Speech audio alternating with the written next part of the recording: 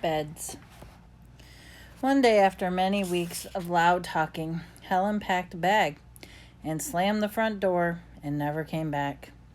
I don't know why. I never know why with humans. That night, though, I slept with Mac in his bed. My old nests were woven of leaves and sticks and shaped like the bathtub, cool green cocoons. Mac's bed, like mine, was flat, hot, without sticks and stars. Still, he made a sleeping sound like a rumble my father used to make when all was well, a sound from deep in his belly. Matt grew sullen. I grew bigger. I became what I was meant to be, too large for chairs, too strong for hugs, and too big for human life. I tried to stay calm, to move with dignity. I did my best to eat daintily. But human ways are hard to learn, especially when you're not a human. I saw my new domain. I was thrilled, and who wouldn't be? It had no furniture to break, no glasses to smash, no toilets to drop Mac's keys into. It even had a tire swing. I was relieved to have my own place. Somehow I didn't realize I'd be here quite so long. Now, I drink Pepsi and eat old apples, watch reruns on TV, but many days I forgot that what I'm supposed to be. Am I a human or am I a gorilla? Humans have so many words, more than they truly need. Still, they have no name for what I am. 9,876 days. Ruby is finally asleep. I watched her chest rise and fall. Bob, too, is snoring. But my mind is still racing. For perhaps the first time ever, I've been remembering. It's an odd story to remember. I have to admit, my story has a strange shape, a stunted beginning and an endless middle. I count all the days I've been with humans. Gorillas count as well as anyone, although it's not a particularly useful skill to have in the wild. I have forgotten so many things, and yet I've always known precisely how many days I've been in my domain. I take one of the magic markers Julia gave me, and I make an X, a small one, on my painted jungle wall. I make more X's and one more, and then I make an X for every day of my life with humans. My marks look like XXX. The rest of my night, I mark the days, and when I'm done, my wall looks like this. And so until there are 9,876 X's marching across my wall like a parade of ugly insects. A visit. It's almost when I hear steps, it's Mac. He has a sharp smell. He weaves as he walks. He stands next to my domain. His eyes are red. He is staring out the window at the empty parking lot. Ivan, my man, he mumbles. Ivan. He presses his forehead against the glass. We've been through a lot, you and me. A new beginning. We don't see Mac for 2 days. When he returns, he doesn't talk about Stella. Mac says he's anxious to teach Ruby some tricks. He says the billboard is bringing in more visitors. He says it's time for a new beginning. And all afternoon and into the evening, Mac works with Ruby. Ruby's feet are looped with rope so that she cannot run. A heavy chain hangs off her neck. Mac shows her Stella's ball, her pedestal, and her stool. He introduces her to Snickers. When Ruby obeys Mac, he gives her a cube of sugar or a bit of dried apple. But she doesn't. He yells and kicks at the sawdust. When George and Julia arrive, Mac is still training Ruby. Julia sits on the bench and watches them. She draws a little bit. Mostly she just keeps her eyes on Ruby. Bob watches too. He's hiding in the corner of my domain under the knot tag. It's raining outside and Bob doesn't like damp feet. Ruby trudges behind Mac, her head drooping. Endlessly they circle the ring. Sometimes Mac slaps her flank with his hand. Suddenly Ruby jerks to a stop. Mac pulls the chain hard, but Ruby refuses to move. Come on, Ruby, Mac is almost pleading. What is your problem? She's exhausted, I say to myself. That's the problem. Mac groans. Idiot elephant. Idiot human.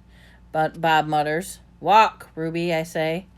Although I know she's too far away to hear me. Do what he says. Walk, Mac commands. Now. Ruby doesn't walk. She plops her rump on the sawdust floor. I think maybe she's tired, Julia says. Mac wipes his forehead with the back of his arm. Yeah, I know. We're all tired. So he pushes Ruby with the heel of his boot. She ignores him. George looks over from the food court where he's wiping off tables. Mac, he yells, maybe you should just call it a day. I'll close up. Mac yanks on Ruby's chain. She is anchored as a tree trunk. He pulls harder. He falls to his knees. That does it, Mac says. He brushes sawdust off his jean. I'm through playing around. Mac stomps off to his office. When he returns, he's carrying a big, long stick. The gleaming hook on the end. It's almost beautiful, like a sliver of the moon. But it's a claw stick. Mac pokes Ruby with the sharp point. Not hard, just a touch. I can tell he wants her to see how much it can hurt. I growl low in my throat. Ruby doesn't even budge. She is gray, unmoving boulder. She closes her eyes for a moment. I wonder if she might have fallen asleep. I'm warning you, Mac says. He breathes out and he stares at the ceiling. Ruby makes a huffing sound. Fine, Mac says. You want to play it that way? He draws the claw back. No, Julia cries. I'm not going to hurt her, Mac says. I just want her to get her attention. Bob snarls. Mac swings. The hook slices the air with a few inches above Ruby's head. See why you don't want to mess with me? Mac says, and he draws back the claw stick again. Now move! Ruby jerks her head, flinging her trunk towards Mac. She makes a noise that sends sawdust scattering, and it makes my glass shiver. It's the most beautiful mad I've ever heard. Ruby's trunk slaps Mac. I didn't see exactly where she strikes him, somewhere below his stomach, I think. And I know it must be uncomfortable because Mac drops his claw stick, falls down to the ground, and curls up into a ball and howls like a baby. Direct hit, Bob says. Poor Mac. Mac groans. He stumbles to his feet, hobbles off towards the office. Ruby watches him leave. I can't read her expression. Is she afraid? Relieved? Proud? When Mac is gone, George and Julia let Ruby from the ring. It's okay, baby. It's okay, Julia says, stroking Ruby's head. They settle Ruby in her domain and make her sure she has fresh water and food. Before long, Ruby's dozing. Dad? Julia asks George. Locks Ruby's iron door. Do you think Mac would ever hurt Ruby? I don't think so, Jules, George says. At least, I hope not. Maybe we could call someone. George scratches his chin. I wish I could help Ruby, but I don't know how. I mean, who would I call? The elephant cops? Besides, George looks down. I need this job, Jules. We need this job. Your mom has big doctor bills. He kisses the top of Julia's head. Back to work. You and me both. Julia sighs and reaches for her backpack. She moves a piece of paper, a bottle of water, and a small metal box. Homework first, George says, wagging a finger at her. Then you can paint. It's for art class, Julia explains. We're doing watercolors. I'm going to paint Ruby. George smiles. All right, then. Just don't forget your spelling. Dad?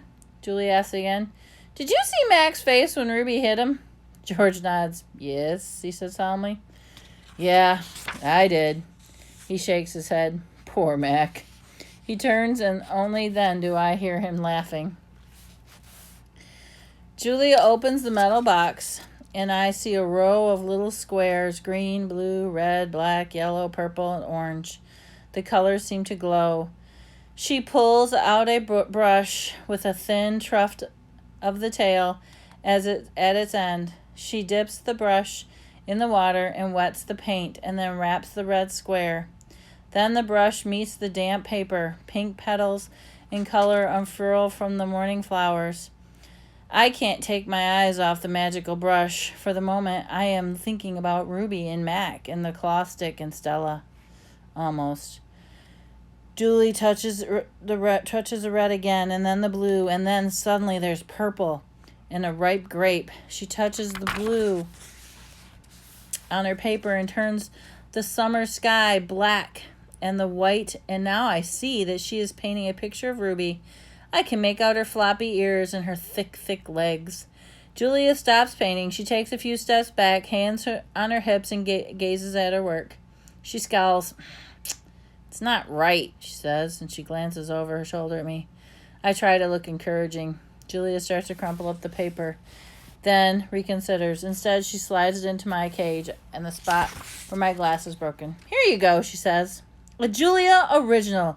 That will be worth millions someday. Gingerly, I pick up the paper. I do not eat a single bit of it. Oh, hey, I almost forgot. Julia turns her back. She pulls out 3 plastic jars, 1 yellow, 1 blue, and 1 red. She opens the jars, and an odd, not food smell hits my nose. Julia pushes the jars in one by one through the opening. She slides some paper through. These are called finger paint, she said. My aunt gave them to me, but I'm really too old for finger painting. I stick a finger into the red jar. The paint is thick, and it's like mud. It's cool. It's smooth like bananas underfoot. So I pop my finger into my mouth. It's not exactly ripe mango, but it's not bad. Julia laughs. You don't eat it. You paint with it. She grabs a piece of paper and presses her fingers to it. See? Like this. So I place my finger on the piece of paper. I lift it, and there's a red mark there. I get a bigger glob from the pot and slap my hand down on the page. When I pull my hand off the paper, it's red, and the twin stays behind. This isn't like a ghostly handprint on my glass, the ones visitors leave. This handprint can't be so easily wiped away.